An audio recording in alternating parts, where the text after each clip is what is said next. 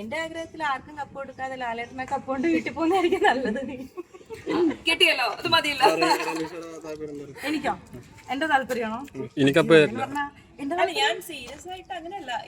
ഇപ്രാവശ്യത്തെ സീസൺ എന്ന് പറഞ്ഞു കഴിഞ്ഞാൽ മറ്റു സീസണിൽ അപേക്ഷിച്ചിട്ട് ഭയങ്കര എനിക്കറിയില്ല ഭയങ്കര കോൺട്രവേഴ്സി ഒക്കെ ആയിട്ടുള്ള ഒരു സീസണായിരുന്നു.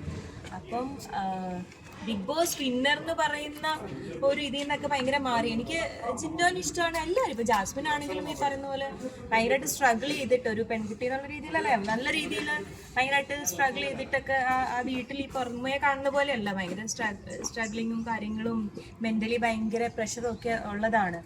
ഇപ്പൊ നമ്മൾക്കൊരിക്കലും അതിനകത്ത് ആരാണ് നല്ലത് അല്ലെങ്കിൽ ഈ പറയുന്നത് പോലെ ആരാണ് മോശം എന്നും പറയാൻ നമുക്ക് ആർക്കും അറിയാം. എനിക്ക് പേഴ്സണലി അർഹതയില്ലെന്നേ ഞാൻ പറയുള്ളൂ. കാരണം എല്ലാ മനുഷ്യരും അവിടെ മനുഷ്യരായിട്ടാണ് പോകുന്നത്.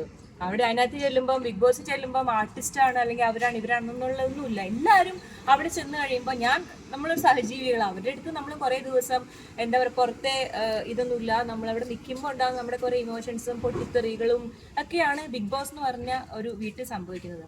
അപ്പം അവിടെ ചിലപ്പം ചിലവർക്ക് അഭിനയിച്ച് നിൽക്കാൻ പറ്റും, ചിലവർ ഭയങ്കര ജെന്യുവിനായിട്ട് നിൽക്കാൻ പറ്റും. അഭിനയിച്ചും പലരും ഇപ്പം ബിഗ് ബോസിലേക്ക് വരുമ്പോൾ പലതും പ്ലാൻ ചെയ്തിട്ടൊക്കെ വരുന്നവരൊക്കെ ഉണ്ടെന്ന് ഞാൻ പിന്നീട് മനസ്സിലാക്കി. അങ്ങനെ എൻ്റെ അടുത്ത് പോയവർ തന്നെ പറഞ്ഞിട്ടുണ്ട്, ഞങ്ങൾ കുറച്ചൊക്കെ പ്ലാൻ ചെയ്തിട്ടൊക്കെ പോയിട്ടുണ്ട് അങ്ങനെയൊക്കെ. ഞാനൊക്കെ വെറും പൊട്ടിയായിട്ട് എന്താ സംഭവം എന്നൊക്കെ പറഞ്ഞിട്ട് ഇങ്ങനെ കാണാൻ പറ്റും. സൂയിൽ പോകുന്ന പോലെ ഇങ്ങനെ പോയ ആളാണ് ഞാൻ. അപ്പം പല രീതിയിൽ നമുക്ക് അവിടെ നിൽക്കാം, ജെന്യുവിനായിട്ട് നിൽക്കാം, നല്ല രീതിയിൽ നിൽക്കാം, എല്ലാ രീതിയിലൊക്കെ നിൽക്കാം.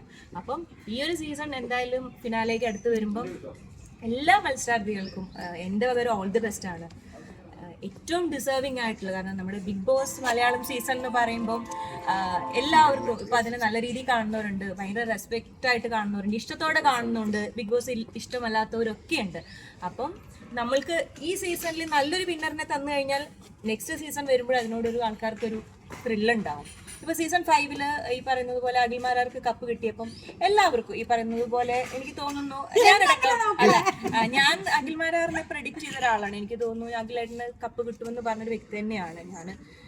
ഡിസേർവിംഗ് ആയിട്ടുള്ള ആൾ തന്നെയായിട്ടാണ് ഞാൻ ഇപ്പോഴും വിശ്വസിക്കുന്നത്. അപ്പം നല്ല ആൾക്ക് തന്നെ കപ്പ് കിട്ടട്ടെ. നമ്മളുടെ എന്താ പറയുന്നത്, നമുക്ക് എല്ലാവർക്കും ഇപ്പോൾ നല്ലൊരാൾക്ക് കിട്ടുമ്പോൾ നമുക്ക് അതിൽ അഭിമാനിക്കാം. അയ്യോ ഞാൻ സീസൺ 6 ആളായിരുന്നു. അല്ലെങ്കിൽ ഞാനിപ്പോൾ പറയുന്നത് സീസൺ 5 എന്നെ സംബന്ധിച്ചിടത്തോളം സീസൺ 5 എനിക്ക് ഏറ്റവും ഇഷ്ടം എന്ന് പറയുന്നത് എനിക്ക് എൻ്റെ സീസൺ 5 എനിക്ക് ഭയങ്കര ഇഷ്ടമാണ്. ഈ പറഞ്ഞ പോലെ ധന്യ ഉണ്ടായിരുന്ന സീസൺ ആണെങ്കിലും ദിൽഷ അവരൊക്കെ എനിക്ക് ഇഷ്ടമാണെങ്കിൽ കൂടി ഞാൻ ഉണ്ടായിരുന്ന സീസൺ എനിക്ക് കുറച്ചും കൂടെ കൂടുതൽ ഇഷ്ടമാണ്.